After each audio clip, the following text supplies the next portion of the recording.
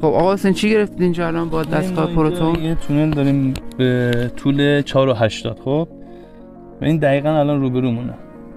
این چراغ آبی موقعی که ما میایم روی حفره قرار میگیریم چراغ آبیمون روشن میشه. فاصله‌اش هم از ما تقریباً 11 متر میشه.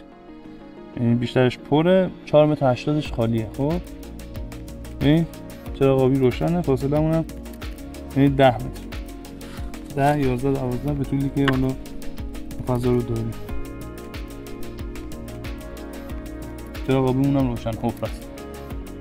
یه حفره به عرض 1 متر تقریبا به ارتفاع 1.80. یعنی بدونه که بحث استارت با دستگاه پروتون بزنیم ما میتونیم بحث وجود فلزات و حفره رو با استفاده از چراغ‌های پشتی پروتون در واقع متوجه بشیم. خیلی ممنونم که به این ویدیو توجه فرمودید. ان شاءالله در آموزش‌های بعدی و معرفی بیشتر دستگاه پروتون شرکت آسوا در خدمتتون هستیم. موفق و پیروز باشید.